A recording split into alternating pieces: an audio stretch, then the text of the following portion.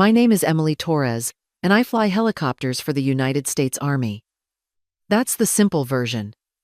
The one I use when someone at a family gathering asks, "So, what do you do?" And I can already see their attention drifting before I even finish the sentence. To most of them, I'm the quiet one, the one who never settles down, the one who's always somewhere else doing something they don't really care to understand. I turned 29 this year, which my mother says is a fine age to start thinking about real stability. By that, she means a husband and maybe a desk job, preferably something less stressful. She says it with love, but the kind that comes wrapped in condescension and worry. My family has a very clear definition of success, and it has nothing to do with long nights in a cockpit or missions that don't make the news. No one embodies that definition better than my Uncle Mark. He made a fortune flipping real estate and never lets anyone forget it. He's the kind of man who measures worth in square footage and car models. At every family gathering, he holds court with a beer in one hand and unsolicited advice in the other. To him, my uniform is cute but unnecessary. Like a Halloween costume that overstayed its welcome. I've learned to let his words slide off, or at least pretend they do. The truth is, they used to sting. They used to dig deep in that part of me that still wanted to be seen, especially by family. But after years of coming home from deployments and realizing they hadn't even noticed I was gone, something in me shifted. I stopped waiting for them to see me. 2 weeks ago, I was in the desert halfway across the world. Now, I'm back in the suburbs of Seattle, standing in front of a mirror, trying to decide if I should wear jeans or my uniform to my uncle's backyard BBQ. It's a ridiculous debate. No matter what I wear, I'll still be that niece with the weird army job. I decide to keep it simple. Jeans, plain shirt, hair tied back. Nothing about me screams soldier when I'm out of uniform. That's part of the problem. My world is built on precision, trust, and calculated calm under fire. They run on gossip and grill smoke. I know which one feels more like home, and it isn't the one with the potato salad. Still, I go, because that's what you do for family. You show up, even when they don't understand you. You smile through the small talk, nod through the bragging, and pretend it doesn't matter. But deep down, there's a small, steady hum in my chest. A warning signal, maybe. The kind that tells a pilot the weather ahead might turn rough. The smell of grilled ribs and overcooked burgers hit me the second I stepped into Uncle Mark's backyard. Folding chairs were arranged in sloppy circles across the lawn, each one occupied by someone holding a red Solo cup and pretending to care about someone else's story. At the center, loud enough to be heard from the neighbor's driveway, stood Mark himself, tan as leather and twice as smug, bragging about his son Jason's latest achievement. Jason had just landed a job at some shiny tech firm in San Francisco. Something with product development and buzzwords. Mark made it sound like the second coming of Steve Jobs. He waved his beer bottle like a conductor's baton, making sure everyone knew how strategic and high-level his son's role was. The crowd nodded politely. Some even clapped. My mom was already beaming like she'd birthed the boy herself. I stood near the drinks table, nursing a warm soda, trying not to look like I was calculating escape routes. Jason spotted me and came over with a practiced grin. He hugged me like I was fragile glass and said, "Hey, cuz. Heard you're still doing that flying thing." I smiled, tight and hollow. "Still doing it." He nodded like that was cute, then went back to his circle. A few minutes later, I felt a heavy slap on my shoulder. "Everyone, this here's Emily," Uncle Mark boomed, dragging me into the spotlight like I was a novelty act. "Our family's very own Uber pilot." Laughter. Not cruel, just careless. That made it worse. "She flies choppers for the army. Fancy taxi driver, right?" He turned to one of his buddies, clearly expecting a round of chuckles. I froze for a second. Just a blink. Enough time to decide whether I'd laugh it off or say something sharp. I chose silence. The kind that fills a cockpit before you switch to comms. My face held steady, maybe even smiled. Inside, something scraped raw. That joke wasn't new. I'd heard versions of it at weddings, birthdays, and funerals, always said with a grin and a wink, like it was harmless, like it didn't chip away at everything I'd worked for. Mark moved on, content with his own cleverness. I stood there, the words I wanted to say caught behind my teeth. I thought about the last mission I flew, the screaming wind, the way I had to hold a multi-million-dollar aircraft steady so a team of soldiers could live. I thought about the team sergeant's nod when we lifted off, quiet and absolute. That moment felt real. This one felt like a joke I wasn't in on. I caught my mom's eye across the lawn. She gave me a little wave, like this was all perfectly normal. My dad was already halfway through a second beer, oblivious. They had always told me not to take things personally, that it was just Mark's way. But that wasn't the point. The point was that no one ever corrected him. No one ever said, "Hey, maybe don't reduce someone's life work to a punchline." So I stayed quiet. I nodded. I smiled. I walked away before the second round of toasts began. It wasn't that I didn't know how to speak up. It was that I knew exactly how little it would change anything. They weren't listening anyway. And deep down, I knew I wasn't staying for dessert. There was a time, a few years back, when a joke like Uncle Mark's did more than bruise my ego. It nearly cost people their lives. I was prepping for a joint exercise in Germany, a multi-agency operation involving NATO and US Special Forces. My role was critical, transporting sensitive assets across a live simulation zone with zero margin for error. Before the briefing even started, I heard my name come up in the hallway. One of the liaison officers had been chatting with a visiting staffer, and someone mentioned I was the girl pilot whose uncle was always making Army Uber jokes at family parties. They laughed. They thought it was harmless, but by the time I walked into that room, I could feel it. That crack in the surface, the subtle question behind their eyes. Did she earn this, or was she just good at pretending? The officer leading the mission, Colonel Haskins, shifted the flight plan at the last minute. He didn't say it outright, but I knew. He reassigned my original segment to another pilot and gave me a secondary route, one that kept me away from the main extraction zone. Safer. Easier. I'd been judged before I even spoke. A joke repeated often enough starts to sound like the truth, especially when no one ever bothers to correct it. I flew that mission flawlessly, but it didn't matter. I had been benched based on perception, not performance. That night, back in my bunk, I stared at the ceiling for hours, wondering how many more times I'd have to prove myself just to get back to zero.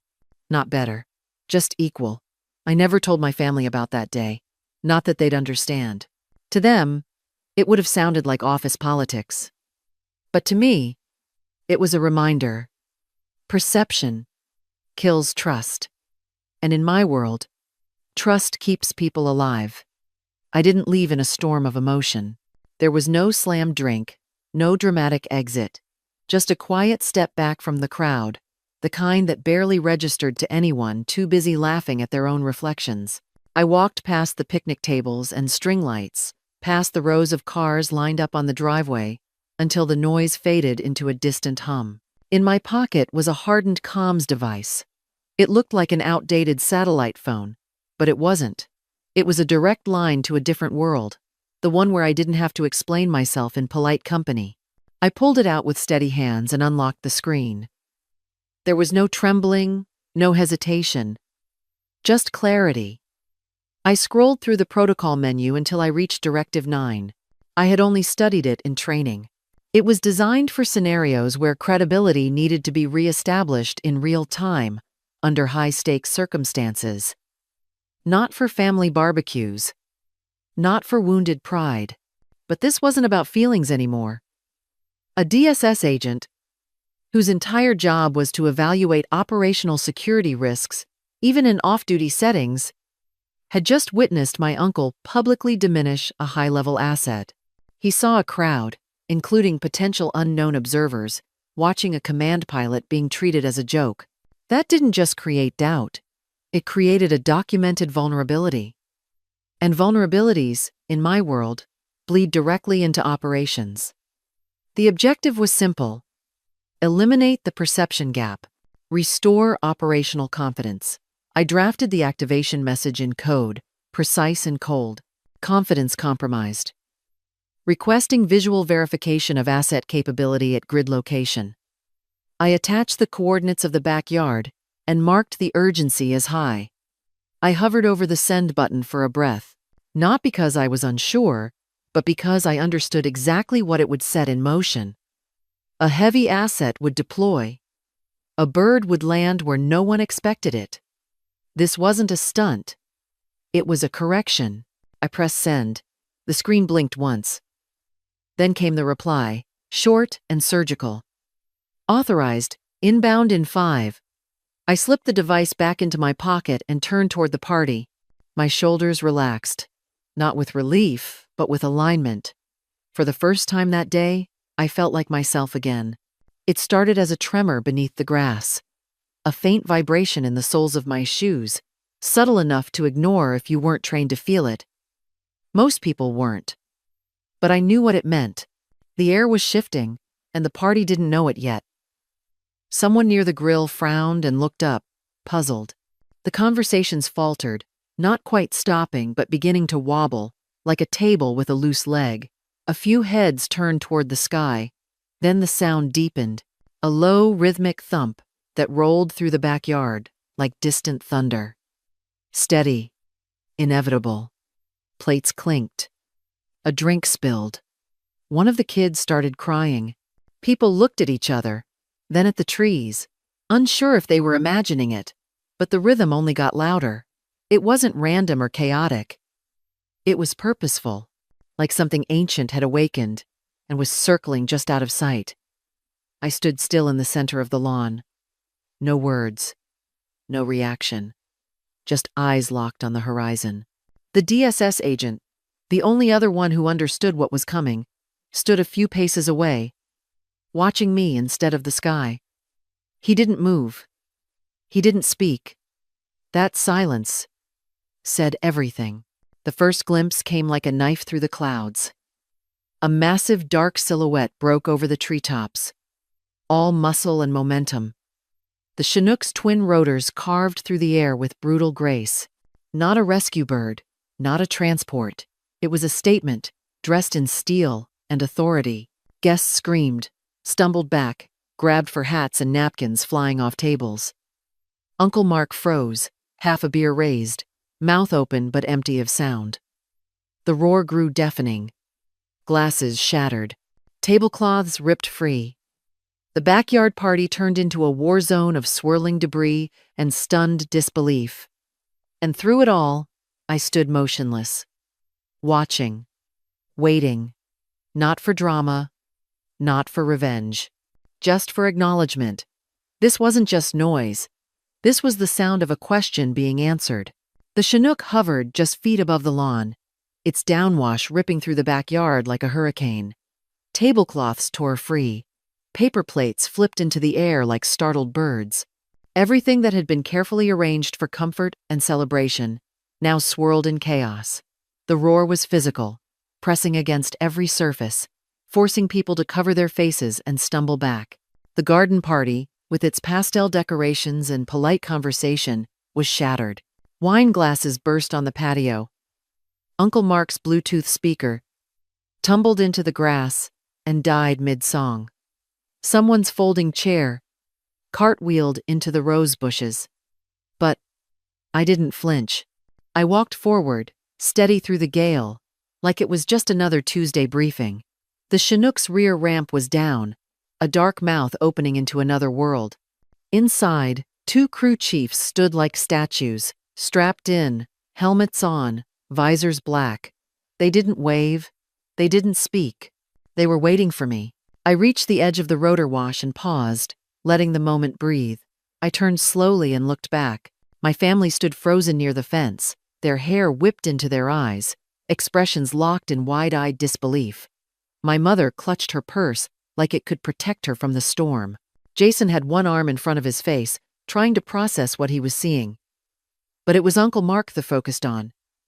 His mouth moved but made no sound. His beer had spilled down his shirt. He looked smaller than I'd ever seen him.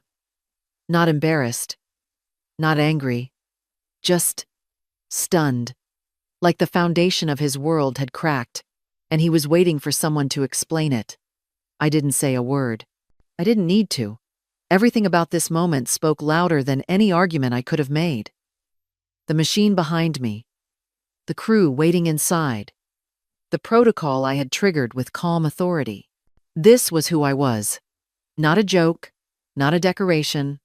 A leader, a soldier, a pilot trusted to bring people home when it counted. I turned back to the ramp and climbed aboard. My boots hit steel, my hand found the harness, and the crew chief clipped me in without a word. The wind screamed louder, then shifted as the Chinook banked hard, rising fast.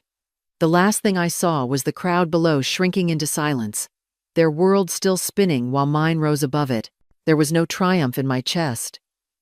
No smugness. Just a quiet settling. A rightness. The kind that comes when you stop trying to be understood by the wrong people. I didn't look back again. I had already spent too many years trying to earn what they never meant to give. Now, I had other skies to fly. They said the backyard went silent long after the helicopter disappeared. Napkins drifted across the lawn like snow. No one knew what to say. The wind had settled, but the damage was still fresh. Not just to the party setup, but to something far deeper. Something no one could quite name. The DSS officer who had been watching me the entire time walked calmly toward the patio. His suit was dusted with grass, his expression unreadable. He stopped right in front of Uncle Mark, who hadn't moved. The man didn't raise his voice. He simply held out a card. A small, official rectangle. The kind of card you don't toss. "Your niece is not a pilot," he said. "She's an asset." Then he turned and walked away. That was all. No defense, no lecture, just a fact dropped like a stone into a still pond. Mark took the card with a shaking hand. His eyes didn't leave the sky. Not even to look at the name printed in sharp black ink. His mouth opened, then closed again. Useless. For once, the man who always had something to say had nothing left. He had just been handed proof of a world he didn't even know existed, and for the first time in his life, he wasn't at the center of it. The message came late, a few nights after the party. I was at my desk, a cold coffee next to a map marked with flight corridors and landing points. My phone buzzed once, then went quiet. The screen lit up with a name I hadn't expected to see again so soon. Was that really you? That was all it said. 7 words. No punctuation, no context. Just the smallest crack in a wall that had stood for decades. I stared at it for a long time, not out of shock, but because I felt nothing. No sting, no satisfaction, just stillness. I didn't need to answer. He wasn't really asking. He was reaching for something he couldn't grasp anymore, trying to find a version of me that no longer existed in his world. Maybe he hoped for confirmation. Maybe he wanted to pretend it had all been a dream, but I had already given him the answer. I just hadn't used words. I archived the message without a second thought. Then I turned back to the mission plan, where the real work waited. The map didn't care who understood me. The flight path wasn't looking for validation. Out there, in the sky, everything made sense, and I had places to be. The cockpit was quiet. The kind of quiet that settles between people who've done this dance 100 times. Miller sat beside me, already going through the pre-checks, his fingers moving with easy precision. He didn't ask where I'd been. He didn't need to. The way he glanced over and gave the smallest nod was enough. "Welcome back. Let's go to work." Behind us, the crew chiefs were securing gear, their chatter low but steady. It wasn't small talk. It was a focus in disguise. The kind of rhythm that builds when you trust someone not just with your life, but with your silence. We didn't need to fill the space. We already understood each other. Out here, that was the only language that mattered. I looked out the windshield. the tarmac shimmering under late afternoon light. Somewhere far away, my family was probably still talking about the backyard, trying to make sense of Nah. But I didn't live there anymore. I lived here, in the moments before liftoff, where identity isn't talked about. It's proven. Every time we fly, every time we land, every time we bring someone home. For years, I let them define me with their jokes and their limits. I let their silence weigh more than it should. But not anymore. I'd found my own way, built something solid out of their doubt. It didn't come with applause. It came with the sound of rotors spinning and the trust of those who truly knew what it meant to lead. I smiled to myself as I gripped the controls, the vibration of the engines rising beneath me. Uncle Mark wasn't wrong. I do drive a bus. Just not the kind he ever imagined. Mine goes to hell and brings people back. Every time.